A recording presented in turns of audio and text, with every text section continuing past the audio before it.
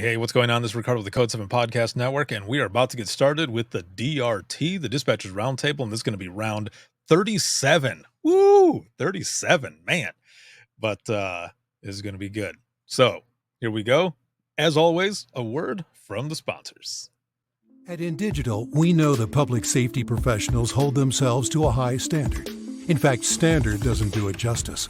In over 25 years working alongside you, carrying millions of calls over our IP networks, your dedication has inspired us.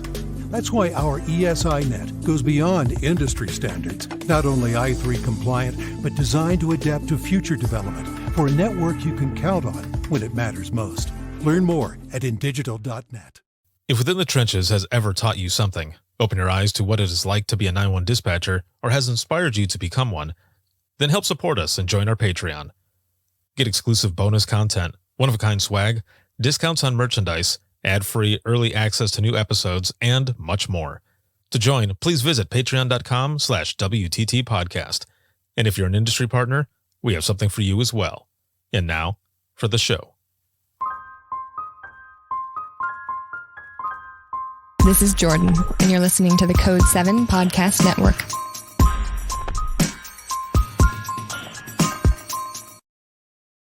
Warning. This episode contains the 3 A's of podcasting: adult content, adult language, and awesomeness. You've been warned. Dispatch. There is no. And that's what happens when you end up hitting the wrong button and open mic starts. Oh, that is great. Nope. I was trying to click on this side over here to get this other spot, and that was hilarious. So instead, here is this. Ladies and gentlemen, children of all ages, welcome to the Dispatchers Roundtable.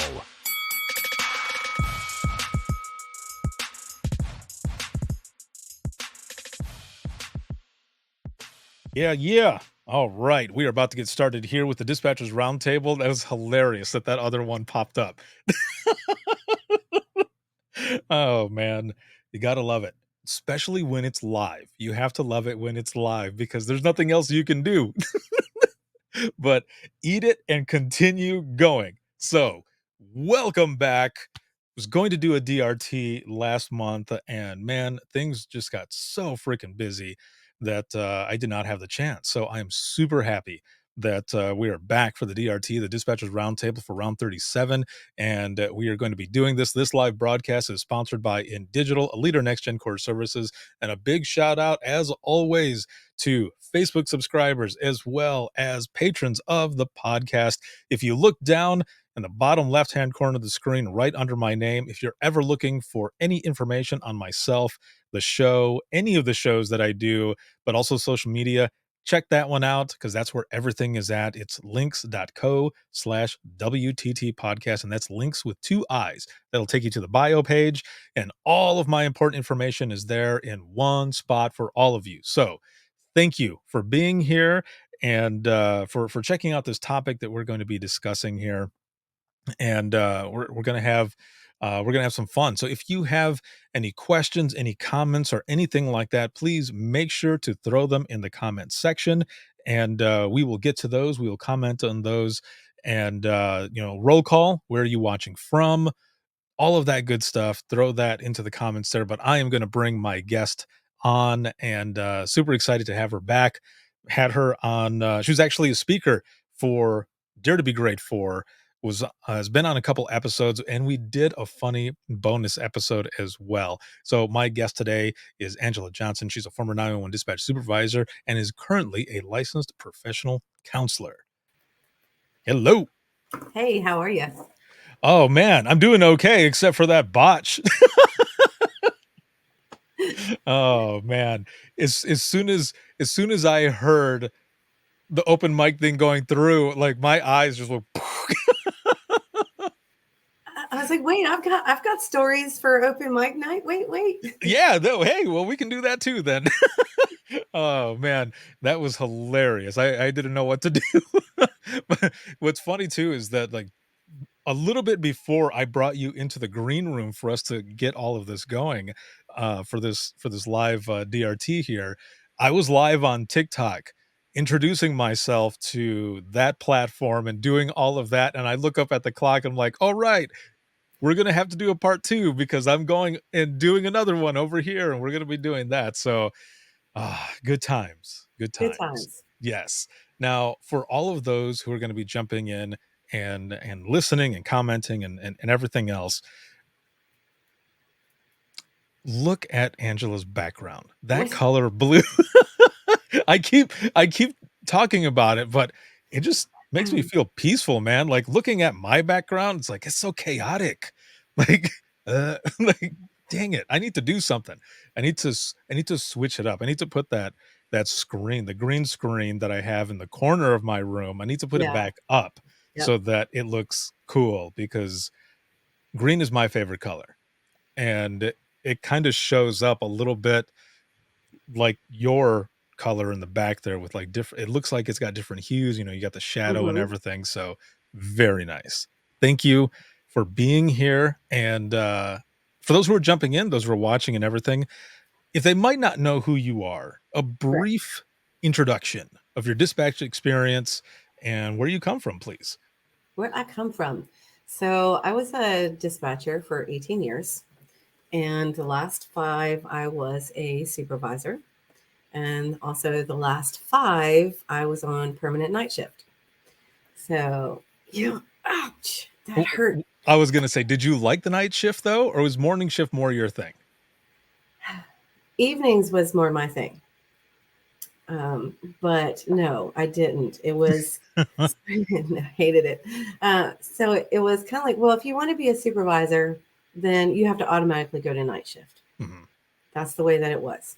But they didn't mention that you can't come off unless somebody quits, retires, or dies, right? So you're kind of like stuck there.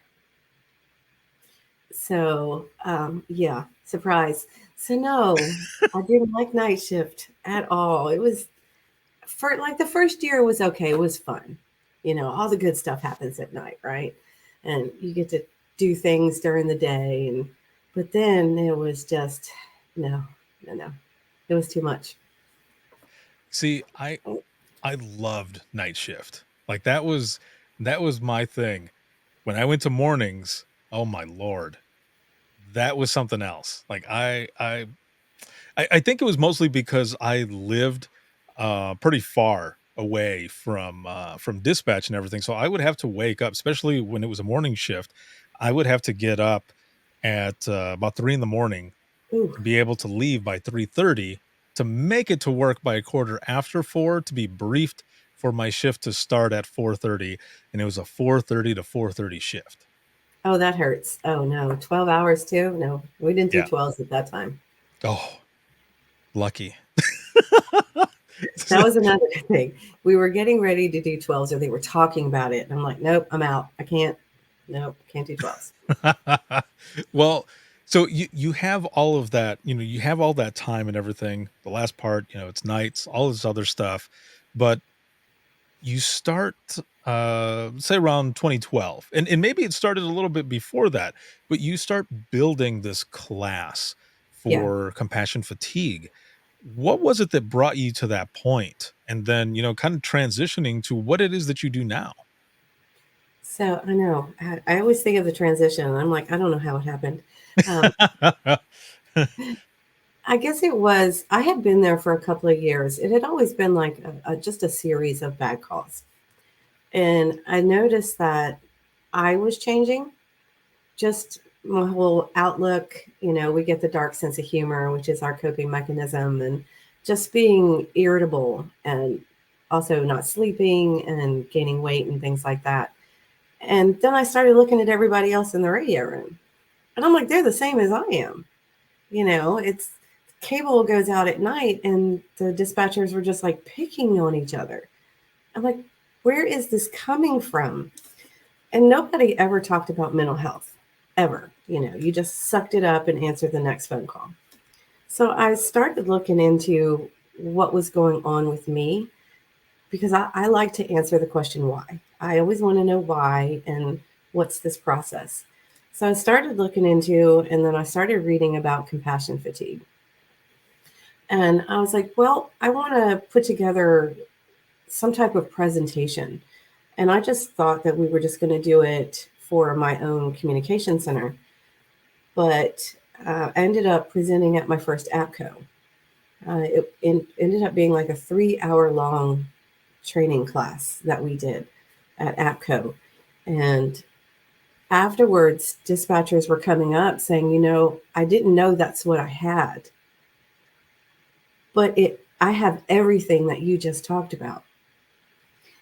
And then after that, I was like, there has to be something more.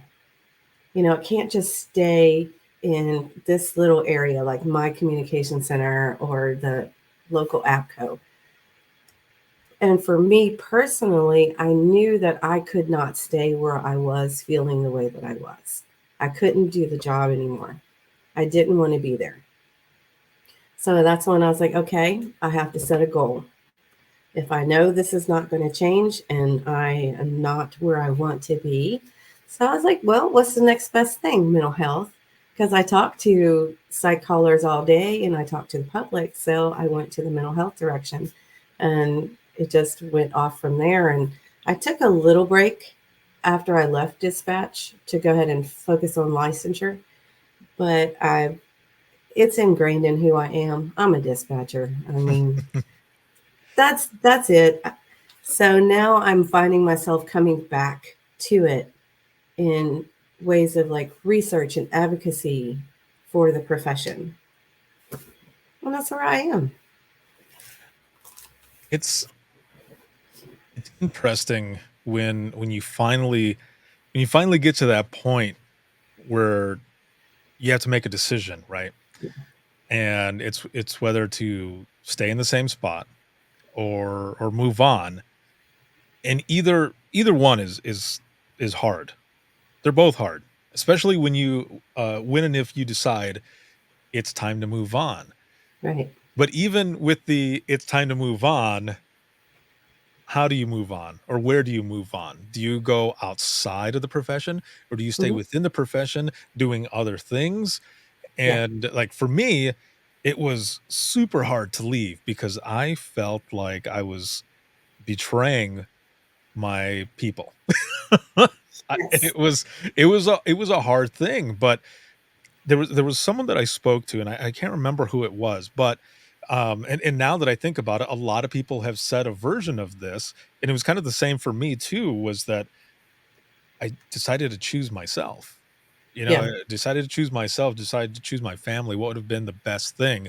But also my dispatch family, I had come to the conclusion that even though I was leaving them, what I was potentially going to be doing was not only going to help them, but the profession as a whole. So once I was able to get a hold of that, it was easier to leave. But like you, I'm a dispatcher. Like it's always going to be there.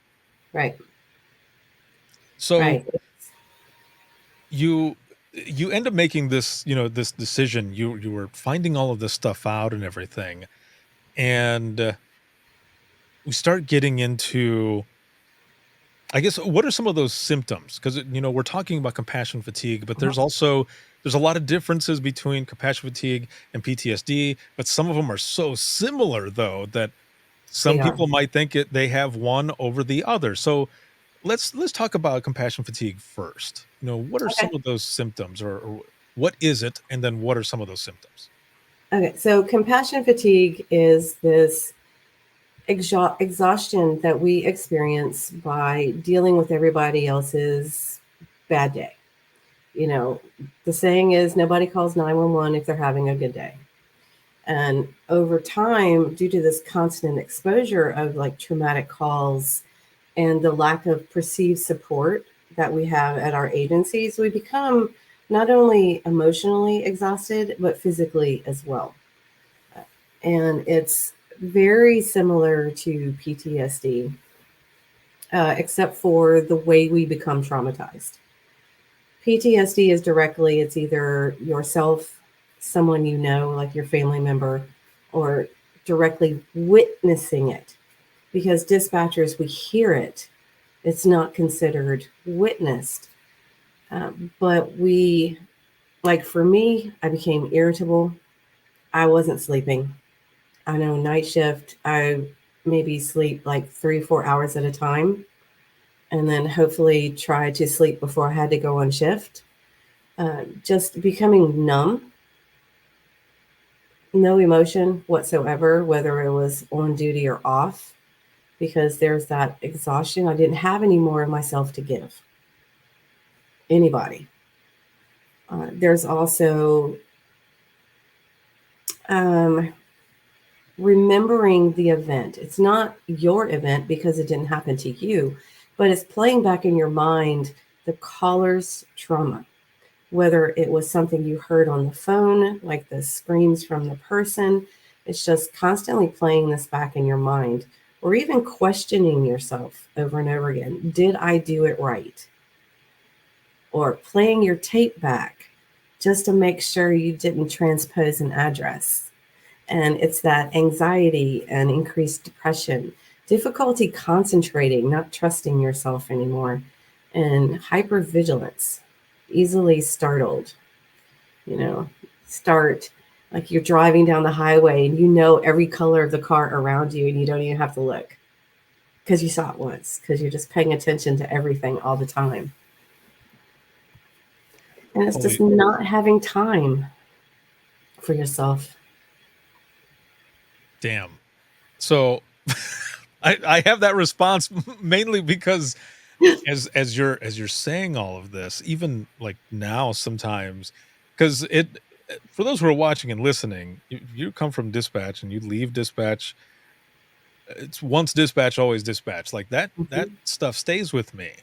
Yeah. And that one part of you talking about driving and knowing every color of car around you, like, I do that now. Like, I still have that ability where, I'm driving, even like when I was in dispatch, and same now, I'll be driving. I know the color of cars around me, their make and model. I might even look at some license plates and Yeah. I'll say them back to myself in case something were to happen. Oh man, that shit doesn't go away. No, it doesn't go away. Or you're in the store and you're looking at somebody walk in, you look at head, feet, and hands to make sure they're not like carrying anything. Right. Yes. And I don't know about anybody else, and I don't know about you, but oh man, I can't even believe I'm saying this, but um, because I just feel like a weirdo. But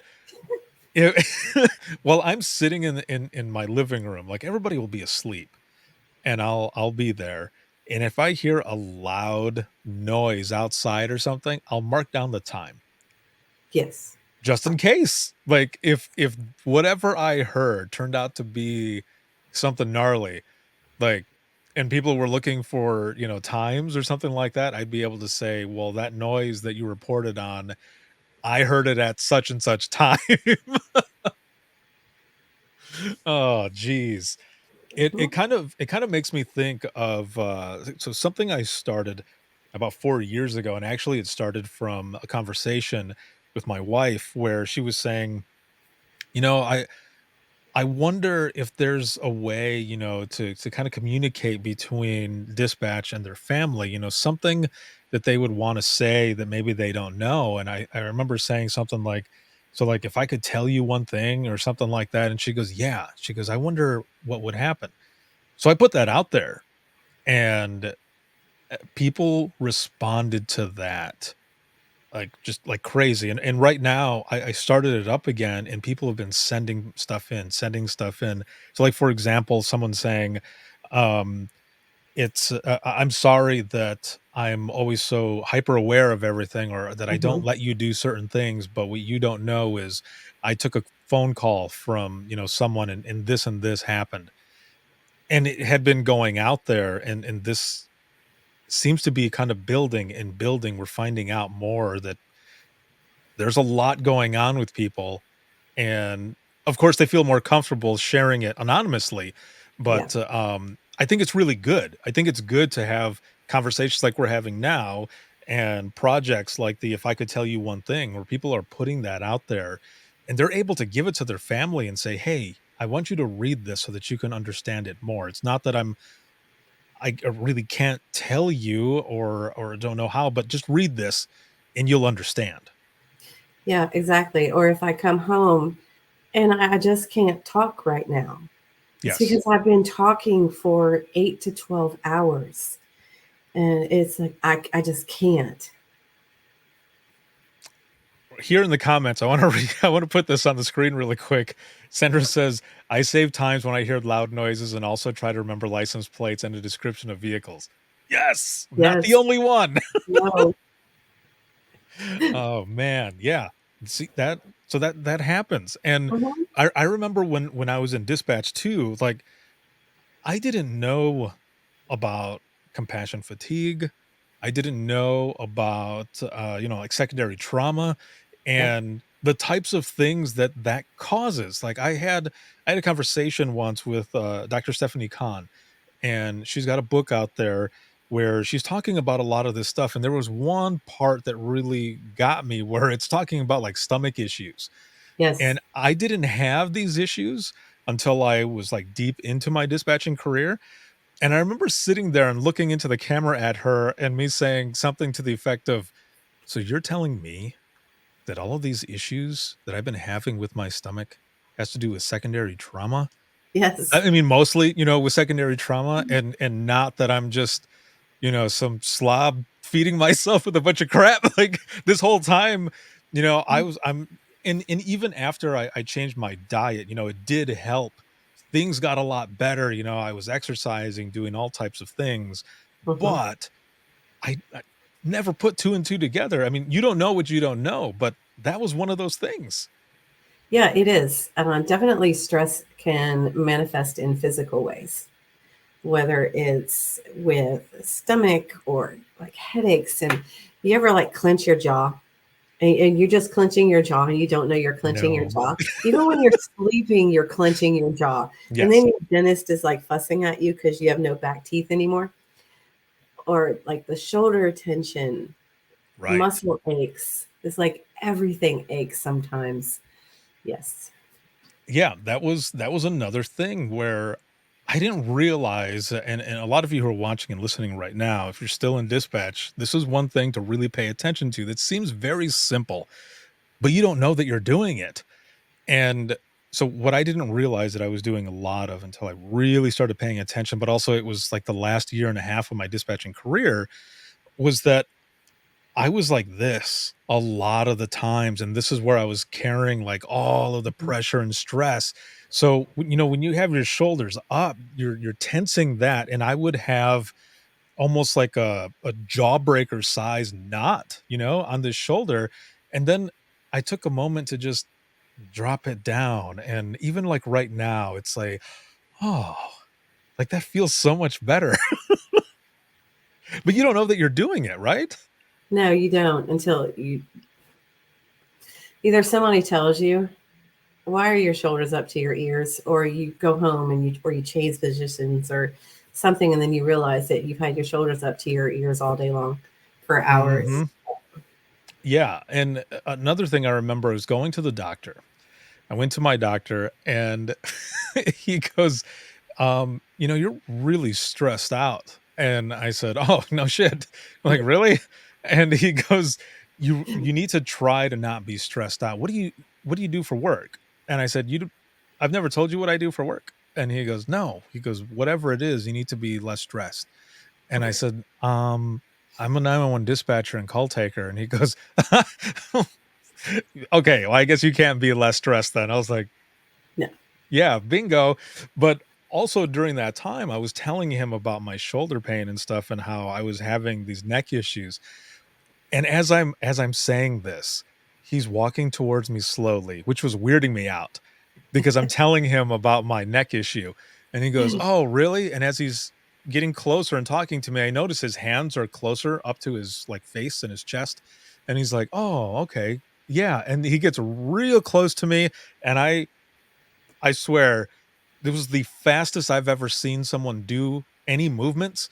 He went quack, quack, And I just sat there and he goes, "How do you feel?" And I said, "I feel amazing. Um, why didn't you tell me you were going to do that?" And he goes, "Would you have let me do that to you?" And I was like, "No." You know, But it helped, it helped. And I want to look here actually really quick in the comments. So we got Robin here that says, I feel the not wanting to talk after shift. I call to check on my mom every evening. Sadly, she's learned to understand when I say I have nothing to talk about, that I'm talked out and listened out. I just want silence. And mhm. I think that's good as well. And you can add to this too when when we have that support system, right? When we have the family or friends that when we say something like that, they know and they don't continue. Yeah, exactly. That support system is very important. But it's up to us too to communicate to our support system about what our needs are. Right. That's a big thing because I know for myself, I would attempt to, and then if I felt like whoever it was that I was talking to just like if there was a vibe or it Yeah. seemed like they didn't understand or whatever, I would just say, "No, never mind." Which was stupid because I shouldn't have just given up. I shouldn't have. I should have explained a little more so that the person understood without going into detail, right? Right. Without going into anything like that, but to say, like Robin says here, that I really don't have anything to talk about, but also, also say or explain, I've been talking all day to people. You have no idea the types of stuff that I've heard, and I can't just I need a moment. I can't Mhm. talk right now. So yeah, no, I fully agree. You're right. It's up to us to be able um to get that out there and let people understand that because we don't always do that, do we? No, we don't. Yeah.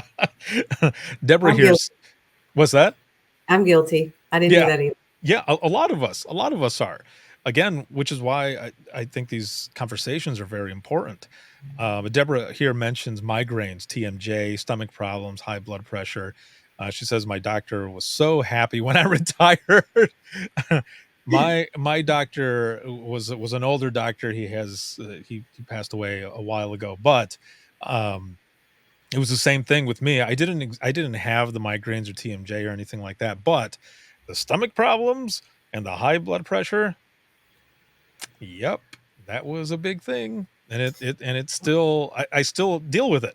I still deal with it. Yep, me Um too. so what about PTSD? What exactly is PTSD? Again, we were talking about how things are similar, things are different. And so what exactly is PTSD? But then also, what are some of those differences between the two of those, CF and PTSD? The main difference is the route of traumatization. Mhm. It's how we become traumatized. With PTSD, it's either experienced, witnessed, or been confronted with an event or events that involve actual or threatened death or serious individual to either ourselves or to somebody we know, like our family members. Basically, the symptoms are almost exactly the same. It's just not our event that we're remembering. We're remembering the phone call that we took and what we're hearing from the caller instead of an actual experience to us. Now, is treatment different though? Is it different for both, or is it pretty similar as well? It would be pretty similar. The only Mhm. thing is, compassion fatigue is not a recognized mental health disorder. So I can diagnose somebody with PTSD, but there is really no diagnosis for compassion fatigue.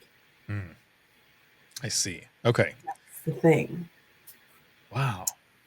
Also, PTSD has a time frame. It is recurrent, persistent, experiencing the symptoms for 30 days or more. And it doesn't really vary much. But compassion fatigue, we can have some days that we're really good. And then we'll get triggered by something and then we're just not. Or it's this constant state of exhaustion. with compassion fatigue. So that's the difference. It's like if I have a client that comes to me, I can't diagnose him with compassion fatigue because there isn't one. Wow. I would have to say, well, let's look at something else And go from there. and go for Well, excuse me. I like what Robin has down here because it's very true. So Robin says here, we just pile on more. We are it. fixers, but it's hard to take the time to fix ourselves. And along with how you were just mentioning that and James here jumping in, he actually said, that's weird, James, you're in my head, man, because he says constant state of exhaustion. I was Yes. seriously going to say the same thing. um Talking about what you had just said, that main point, I remember coming home sometimes and just wanting to lay down, and because I was exhausted. And I remember at the time thinking, okay, I didn't get enough sleep, I probably didn't eat well, I wasn't drinking enough water or whatever. But it wasn't just that, it was deeper than that. It was the amount of calls. It was what compassion fatigue is. But again, I didn't know that at the time. And I remember I would just go and just lay on the couch and just lay there and just not want to be, like you said, your cup's already empty. There's Hmm. nothing else that you're able to give anyone else. And if someone approaches you, you're like, oh, I've got nothing more. Just hold on. Give me a second. Let me do something to which is why, exercise or walking, whatever really did help. But man, that, as James put it, that constant state of exhaustion, that's a hard thing to get by. It is. It really is. Because you're laying there, but you can't sleep, and but you're too exhausted to get up. I know I Mm. need to exercise, but I don't have the energy to do that, and I don't want to talk to you. So it's Right. just Right. And let me and just sit there. I remember, family members and stuff, they would say, I just need you to give me a call. And I would just be texting and I would say, I don't know how to explain this, but I can't talk to you on the phone right now. And it was, I think even one time it was my mom. My mom needed me to call her, and I was texting her and I said, Mom, I need you to understand. I really can't talk on the phone right now. I don't even know how to explain it to you, but I just took back to back to back to back calls in dispatch, and I need a moment. Just please text with me. And she was fine. And I was able to call her a little bit later, and then I explained more. And she's like, I'm so worried about you. I'm like, I get it. I understand. I'm worried about me too. I get the text thing definitely, Hmm. because when I first started dating my husband, he would want to call me, and I'm like, no, text me. don't I don't want to talk to you. It's not against you. It's just I hate talking on the phone. Hmm. Text me. Yeah, it's an odd thing, especially with folks that don't understand. But I'm glad that there's a lot of people out there though that do take the time to try to understand and figure it out together, because that's, I mean, that's the best way to do it. And so let's see, Robin here says, just to be able to get that energy to do something for yourself when you get to that point of exhaustion is a huge feat. It's a Yeah, horrible circle to get trapped in. Yes, for sure. And then it James is. says, instead of resting resting bee face, I suffered from resting tired face. Jim, you look tired. Yeah, I remember that as well. I definitely do. Um, Now, as we're talking about these differences, similarities, all of this between compassion fatigue and PTSD, I want to mention, for all of those who are watching now, but also those who are going to end up watching the replay, you've got a study that you're doing right now, right? What can you explain the study and what all that entails? Yes. So during the pandemic, I had a captain that worked for the police department who's going through a PhD program. He's like, "Why don't you come do this?" And I'm like, "Sure, why not?" So in my Just one PhD, more thing. I don't know. I was already at home in my blue room, so might as well. Yeah. So for my dissertation, it is very important to me to really talk about dispatchers and compassion fatigue. Because in doing the research, one, there's hardly any for dispatchers. And what is out there is really great. I mean, don't get me wrong, really good research studies, but I felt that they were missing the voice. You know, they were all about statistics and numbers. And I'm like, where's everything that a dispatcher goes through, experiences? I don't see that written anywhere. And where is the voice of the person that is taking the 911 call? So I am doing a study. It is qualitative, so it's important to me to get the experiences of the dispatcher included in this. So, yes, it's anonymous. I never ask for agency. So if anybody ever asks me, I don't know. I don't collect it. I have no idea. Awesome. But my goal is to really just shed light on the challenges that dispatchers face every single day that results into compassion fatigue and what they experience with compassion fatigue. Excellent. Now for that study that's there, I did put the link in the comments, so please make sure to check it out, fill it out, take part, and share it as well. And I'm going to be sharing it on social media a little bit later on this as well as we go through this. Now I want to ask a question to the audience, but also to you, Angela. Um, what are some challenges faced by dispatchers today? I've got a whole list. All right, let's hit it. What you got? What are some of the ones that you got there? Like, what are some of the top that you think are some of the issues, challenges, whichever that dispatchers are facing today? We do not get closure Mhm. with calls. Um, when we have a traumatic call, we don't have the space to process it. We have to pick up the next phone call. And usually the next phone call is, what time does the parade start? And you're sitting there go, dude, do you know what I just had to do? I had to give CPR to whoever, and now you're asking me what time the parade starts. Right. Uh, Cell phone calls. It's not CSI. We can't ping what closet you're hiding in a 12-story apartment building. It doesn't happen that way.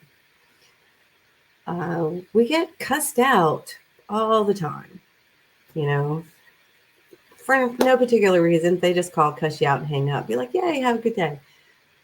Individually, that's not so bad, but it does take a toll over time. Right. We have, I have specifically had this. This is one of my things. So people are human, right? Humans make mistakes. But dispatchers have to be, in a sense, greater than human, as they cannot make a mistake. Because if they do, it could cost somebody their life. Also, there's an increase in liability just in the past few years that we didn't have like 20 years ago. What else do we have? Workplace environment. I get jealous when you talk about a radio room with windows. You know, I had a bunker with carpet on the walls, and sometimes in the false floor, I don't know, and somebody would step and it would fall, and you would end up in the wires, Oh or no. random spiders that would fall from the ceiling. What? This sounds like you were in a dungeon, man. This sounds horrible. It was. Um, let's see what staffing shortages. All right, so I think like in 2001 we had full staffing, and I don't think we've ever had full staffing since then. You know, and everybody that I have talked to is like short staffed too. And they're going to like 12-hour shifts with mandatory overtime and canceling your days off or canceling your vacation. Those are just some of the challenges. I'm sure there's more, but that's just flows off the top of my head. Oh yeah, for sure. So I shouldn't say this because I don't want you to throw that cup at me. But my dispatch center, we did have windows. and and it overlooked an all sport lake. It was cool, but it also was especially if you're working overtime and it was nice outside. I've I would look outside and just be like, No. I Well, want to I'm be doing out. that I now. want I to can be out imagine there. it. I did that too just now. It's like, oh, that sounds so nice. Right? Yeah, yeah. So the view was cool, but damn it, I wanted to be out there. It was almost like a tease, is what I'm saying. It was like Yeah, a tease a little bit. So it was cool, but not always cool. Um, but no, I get, all of those issues. And you're right, when I started my dispatching career, it was 2001, and staffing where I was at was great.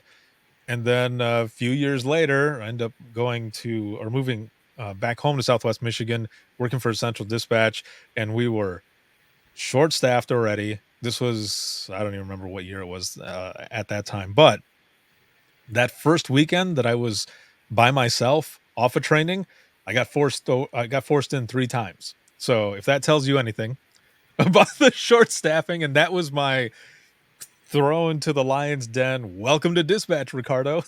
exactly. Exactly. Or a hurricane. And so during the hurricane, we would have to stay. So we're there for 4 days straight. We don't leave. We're sleeping on some kind of cot that came from somewhere who nobody knows where. Finally get to go home. Get a phone call. I shouldn't have answered. I should have known better. Ordered to come right back in after 4 hours, and we don't have power. So, Are you on I, like generator or something? well, the radio room does. I mean, like at home, Yeah. we were out of power Oh, for like oh, over at home. a Oh, week. I gotcha. Yeah. So there's like no laundry, no shower, no. I'm just like, oh, okay. I'm going back in. Yeah. Looking at the comments here really quick, Robin says, well, James, let's start with James over here. It says lack of proper staffing, as we were, saying. He says across the nation. Robin says short staffed, call load increase under every agency. You serve microscope nitpicking if using ProQA. Yes. Heaven forbid you say something out of order while you are on the radio with someone screaming while on the phone. Yeah, I never had to use we didn't use ProQA. Oh, we did. We had the cards. We had the cards. They use Oh, ProQA over there now, but we had those cards where you're just like flipping through and everything. And I had probably all of those memorized as well. Let's see. She says we have windows to the hallway walls. Oh, okay. James says, "What about watching a civilian receiving an award and an officer receiving an award, and yet your partner who connected the two got squat?" There's that, been there. yeah, that recognition and acknowledgement that's not always there, right? Yes, and Robin says, Exactly. "Yes, James, their pat on the back for saves, but how about what we started before they got there?" Yeah, Yes. that's a hard thing, man, because then along with compassion fatigue or the possibility of someone suffering from um PTSD or anything like that, that's almost like an insult to injury, right? A little bit, where you're doing all of this stuff and all of this is happening to you, and there's none of that recognition, even if there was just like a good job, Right. an attaboy or an attagirl, thank you for what you do. But then again, I say that, but there's a lot of us who will end up getting that little bit of recognition. And what do we always say? It was just my job. You don't have to thank me. Yeah. It's like I was just doing what I was supposed to be doing. Yeah. Sometimes we need to allow ourselves to take the compliment. Yes. And I say that from experience because I wouldn't always do it. I would just be like, thanks. I appreciate it. But deep down, I was like, aw, Yeah. like, Exactly. thanks. But why do we feel like we can't be excited, or that we can't say, hell yeah, I did this. Yeah, of course, there's a bunch of people involved, but we should allow ourselves to say, yeah, good job, or pat ourselves on the back. I don't know what it is. What do you think? The culture Mm, that this is the way that it's always been. You're just doing your job. We're not used to it, for one, could be true. part of it. Very true. James says it is changing for the better as far as that goes in more recent times. And that is true. It is very true. But there are some places that are still out there where it's still that same mindset. But I'm Mhm. glad that, again, that we're having conversations like this to be able to change that mindset and, continue to evolve and move forward for each other because we're all that we have. Now, moving on from here, and there's one more question that I have here on my notes, but I'm going to save that for the end here. But one of the things that I want to touch on now for this last part of this broadcast is that top five. Excuse me, that top five for building dispatch resilience. Now, when I asked you this a few weeks ago in the bonus episode that we did for your episode that went out there to subscribers, you did not hesitate to respond. Like, this was right on the tip of your tongue. You were already putting it out there. So let's look at the first one that you mentioned, and that's boundaries. Tell Yes. us about boundaries. Boundaries. Boundaries help keep us safe. They help with that, also our sanity. Without boundaries, we are heading in an area where we don't want to be. But it is that focus on the work life balance. Because who were we before we became dispatchers? Finding that balance and setting that boundary will really help to protect us and be able to do our job the way that we want to do it. Because we didn't get into this for the money. We know this. Yeah. We got, we got into it because we like to help other people. And in order to do that, is that we have to put back into ourselves, and it starts with setting boundaries. Perfect. Yes. Yeah, when that was your number one of the top five, I thought, she is so right. Boundaries is such a big thing. And um again, with a lot of things, I think it's getting a lot easier, a lot better now that people are. And I think it's because we're finally talking about it more, especially this first point of setting boundaries, because I don't think a lot of people do or have done so, and now more people are because there's more conversation about it. The second one, especially the second one that you had mentioned, was self care. Yes. Just like, I mean, we can't help other people unless we take care of ourselves first. Mhm. But for some reason, I know myself included, I was thinking that self care was selfish. I'm here to help other people. Why am I putting myself first? But self care is, if I don't, my body is going to make me one way or the other. By some way, it's going to act out and do something I don't want it to do because I didn't take care of it. Right. Yeah. No. Exactly. And just the way I believe it was Robin who was talking about um, we're fixers, right? Mhm. And we want to be able to fix everyone, and all kinds of different things, but um, but I also agree, with what you're saying that we don't ever look at ourselves. We don't take care of ourselves, and if we don't listen to our bodies, one day it'll happen. One day your body will make you listen. And I say that also because there's a lot of different things that I do. And I don't always listen to my body. And it was the same way in dispatch. And there were a couple times where I ended up in the emergency room. Not a lot of people know this, but I ended up in the emergency room with like heart palpitations and all kinds of other things that were going on. And it was because it got to the point where my body was finally like, hey, dumbass, guess what's going to happen? And my body shut down. And I ended up going to the emergency room, and they checked me out. They did all kinds of tests, and all they came back with was, one, you need to make sure that you're taking your high blood pressure medication, and two, um you are just extremely stressed out. Your heart is fine, your blood work is fine, like everything else is fine.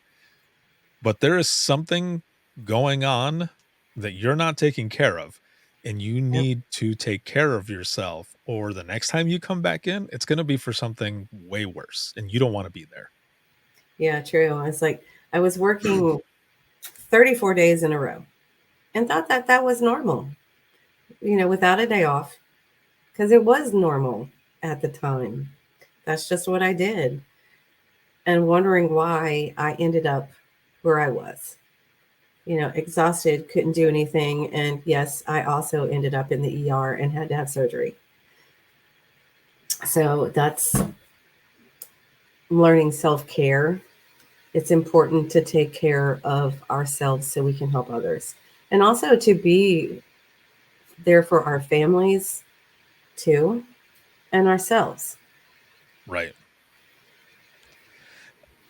So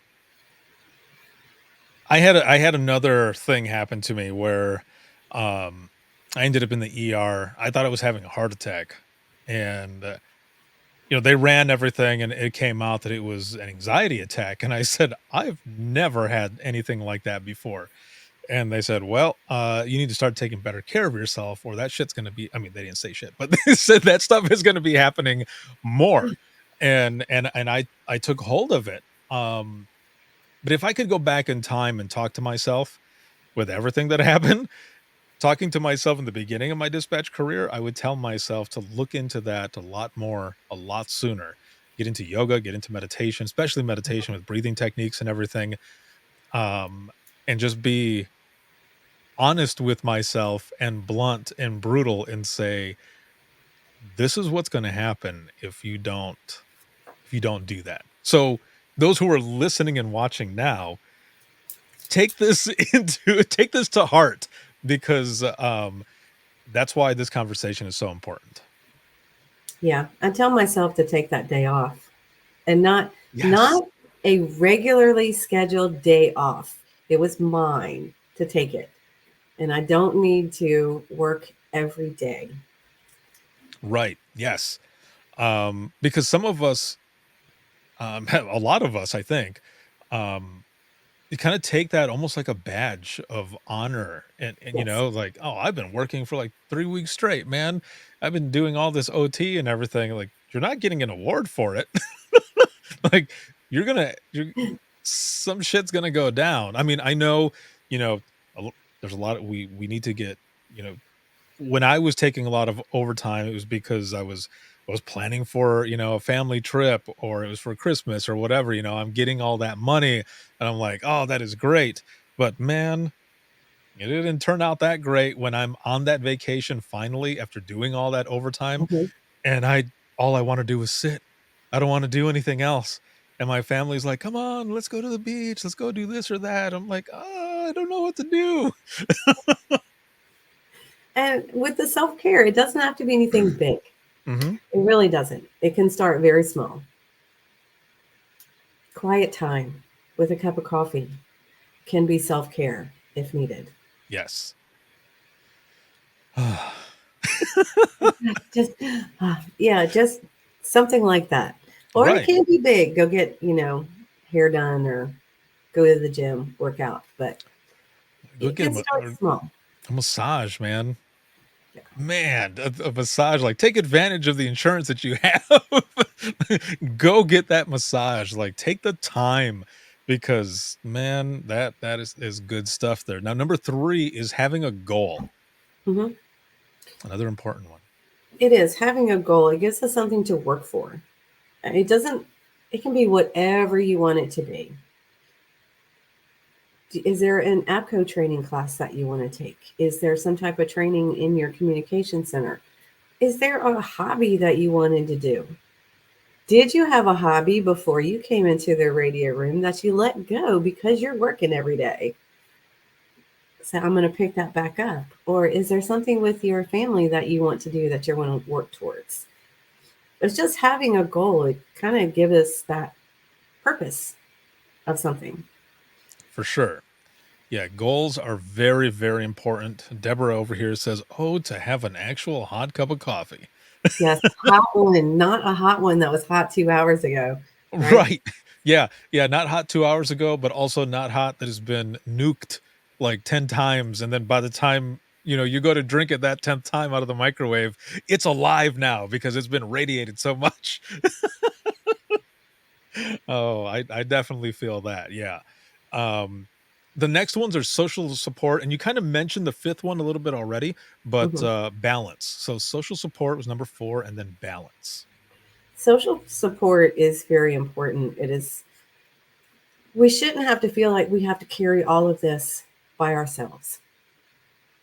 Having somebody to talk to, or even, I know people always ask, what's the worst call you've ever taken?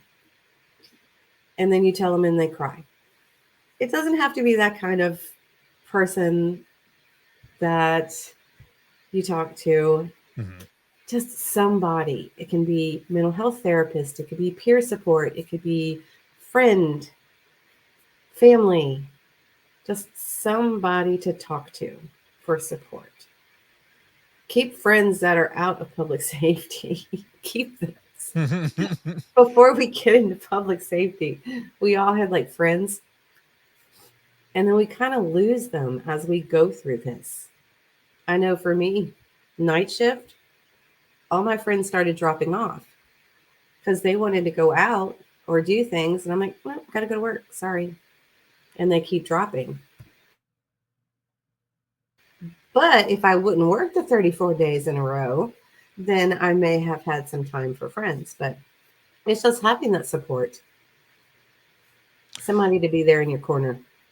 Yes, that is super important, but, I agree as well, having friends outside of public safety, but also making sure that those friends know that, if you don't wanna talk about your calls, that, don't continue to ask. Like, if I Right. if I offer it up, then, you know, take it, but otherwise, I'm probably not gonna just talk about it because we're going out so that I can not, think about any of the bullshit that, I was dealing with, some of those hard calls and everything.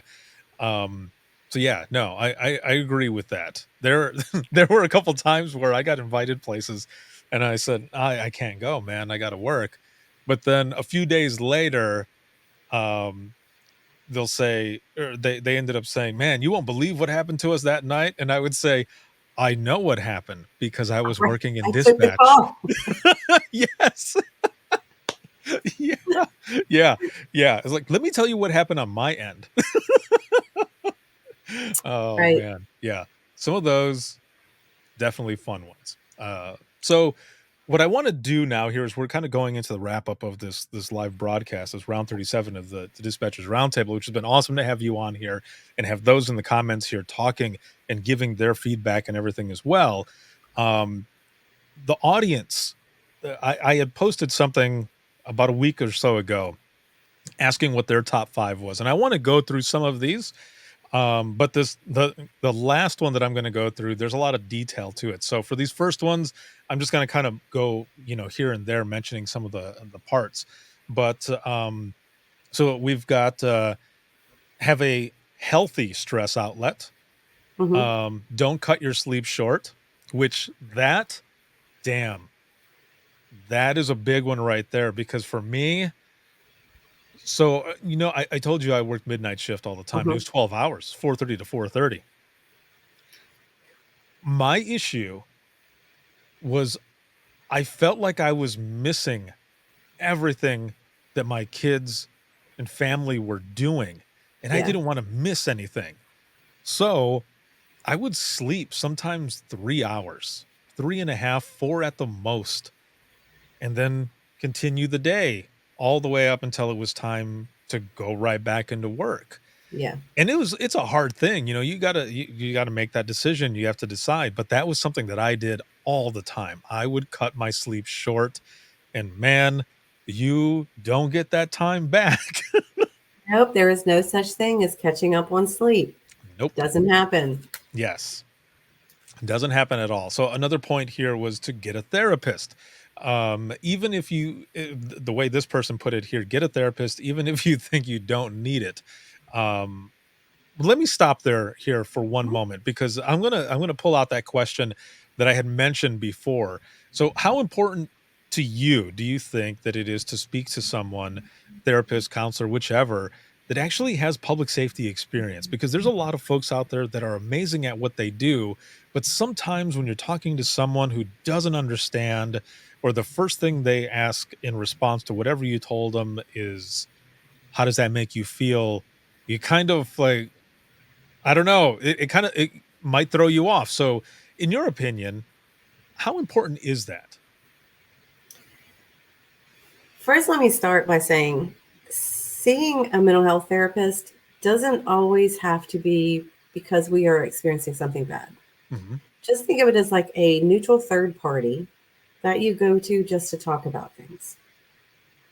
Now, for me personally, it was very important for the therapist to understand public safety because when I'm telling stories, I want that other individual to be able to understand, not necessarily empathize with, but to get it, to understand what I'm talking about. Yes. When I'm talking about certain aspects of the job, for me, it was important for them to know. Also, I think that it is important that, so if your therapist, you cannot find one that knows about public safety, at least to have training in trauma, because that is a specialty. So at least they are aware of the impacts of trauma. Excellent. So the next set here of tops that they have for building dispatch resilience. So that this person um, mentions self-management, environment management, continuous training, effective leadership, and then mental health services. Another one says vulnerability, respect, empathy, leadership, and professionalism. And so this one says have a healthy stress outlet, find one person to vent to, find a healthy hobby, keep your mental health in mind. And this last one, utilize PTO. Everyone needs a break at times. Yes, absolutely. I like how they use the precursor healthy coping. Yeah. Yes. Yes, definitely. Now, this last one was the one that I had mentioned to you All right. that is in detail. Each point has detail to it. But the last point was the one that I was telling you that I think you'll get a kick out of, and is something that I want to do. So here's the first point. So it says, get plenty of rest in your off-duty hours. The laundry, dishes, and vacuuming can wait. Don't overschedule yourself with errands and appointments on all your days off. If you do nothing more than scroll social media while binging Netflix and snacking, you've rested and cared for yourself. Yeah, but the snacking that got me in trouble. You Oh, know, did it? yeah. I had issues with stopping. Like I can't have Oreos. I would eat the whole bag, Mhm. or the box of Swiss cake rolls. No, there's no such thing as just eating the one small package. When being stressed and eating, and because I eat for comfort too. No, that whole box will be gone in like 2 days. No, I no, no, I no. feel you. I think I used to annoy some of my coworkers on my team because I would bring like a family box of wheat thins and I would almost eat that whole box in that 12-hour shift because when we're there, we're snacking, and then, when I'm at home and there's nothing going on, I'm like, "Quack, quack, And then the radio room created a snack table. quack." I'm like, what is wrong with y'all? And it was supposed to be like money collected for charity, right? Yeah. But it was like cupcakes and candy bars, and no, that's not So good. so wait a minute. Were you telling them what's wrong with y'all as you're, like, picking what you want Yes, to? yes. I was like, wait, wait, let me go get my money, get my change out of my car. Yeah. That cupcake is mine. Y'all better not touch it. I'm gonna get you. Yes, it was terrible. Oh, that's funny. So the second point here that this person makes is have a good support system in place. Mhm. People you can talk to about all the gritty details while knowing it won't go further than that conversation. Your pastor or priest, a therapist, counselor, a close as family friend, spouse, or partner, and follows it up with that support system should also provide a safe place for you to express the feelings that come with talking about those difficult calls. Yeah. I think that's something else that is important for us too, is to have that person that we trust, that we know no matter what we say, it's not going to go any further than that person. Right. Robin down here says the dispatcher spread. Oh, yeah, that is so real. Oh, that's funny. So the third point here from this person says, use your PTO. No one gets an award at the end of using the least amount of it. Burnout is a real thing. If you use your PTO and still feel burned out, seek professional help. Yep, completely agree. That's why we earn vacation time. Why don't we take it? I think it's the same thing as when you're getting to the point where you're deciding whether you want to stay in dispatch or leave dispatch. And it's that feeling guilty. Yeah, it You're is. feeling guilty for taking and I say that because that's the way I would feel. And I Yeah. remember my wife would say, "We want to see you too." And I would say, "Well, I know that. I want to see you guys as well, but I feel bad leaving them because I know that." And and it would get into that, and it would be Yeah. like, "Okay, I'll do it." And I would do it, but I would feel like shit. I would feel really bad for choosing myself, which Hmm. sucks. It And does. it is changing again with these conversations. A lot of that is changing, and we're learning from each other, which is good. It's a good Hmm. thing. Um, let's see. James over here says, I reviewed my hours last year. My overtime work matched my vacation used. Did I actually take a vacation? Hmm. Not when you're tied. No. Um, Robin says, yes, I was going to say the feeling of guilt, even with having to use sick time when you're really sick. Yeah. Yeah. I, And then the hard part with being sick is you feel guilty if you call out sick. So you come to work sick, and then, we're stressed, our immune system is down anyway, then everybody gets sick. And right. then we stay sick for like the whole winter because we don't even get outside. We don't have windows, we have carpet. It's just one big petri dish after a while. Hmm. Yeah. No, for sure. Um, so the fourth point here that this person makes is so self-care in Mhm. whatever form it takes for you is important. You cannot be there 100% for your community and colleagues if you don't take care of yourself. If/when you notice a lack of love for things that used to make you happy and whole, reach out for professional help. Yep, absolutely true. So here's the final point. The Uh-oh, one the one that I've been telling you about. it's coming. Uh Here we go. So the final point that this person makes is have an outlet for stress that is healthy. Go to the gym or go to the gun/archery range, buy a bunch of cheap thrift store glass and smash it. Go to a rage room. That right there is what I've heard about. It's been around for a few years now. I would love to do that. My brother-in-law did one. And I'll get back to that here in a moment. But this person goes on to say after go to a rage room, remodel a room in your home. Um, Whatever letting go of stress looks like for you, take advantage of it. It doesn't help to keep it boxed up on a shelf because when the box overflows, it won't be pretty and it Mhm. always comes without warning at the most inopportune time. Yep, sure does. We pack it in there and compartmentalize, but it'll start popping out when you least expect it. So that rage room, Yeah. what do you think about the rage rooms? I have heard them. I have not been. It sounds like fun. Yeah. Yes. So my sister she told me that her husband was gonna be going to one, and when he was done, I got a hold of him, and I said, "Dude, what was it like?" And he goes, "It was phenomenal." It's like, "It was amazing." He goes, "There were so many different things to smash, and when I got out of there, I just felt really good." I was like, "Huh." I was like, "That's interesting." I wouldn't mind trying it. No, I wouldn't mind either. I gotta see what my son is doing, see where the closest one is. Hey, let's go.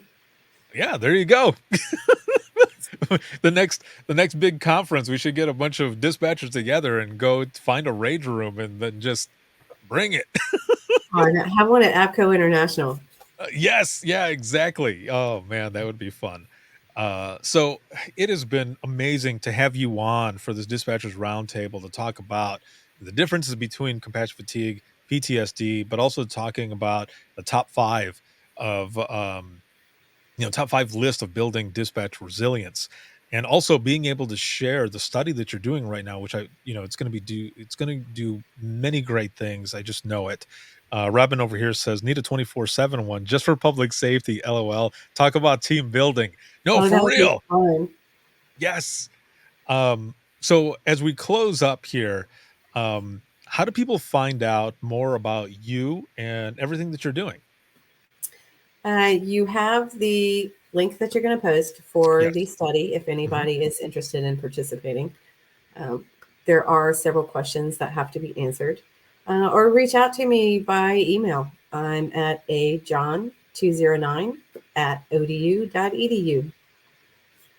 All right. More than happy to. It's always fun. I always love being on your podcast. Yes, this is always good, and I just love everything that you're doing, and but also the fact that you come from dispatch, you're able Mhm. to put that experience into everything that you're doing, and for people to learn more and to be able to relate, but also more importantly, to feel comfortable with who it is that they're working with, what Yeah. they're listening to, all of it. Because I feel like that's a big part of it, and it's great. So thank you so very much for coming on.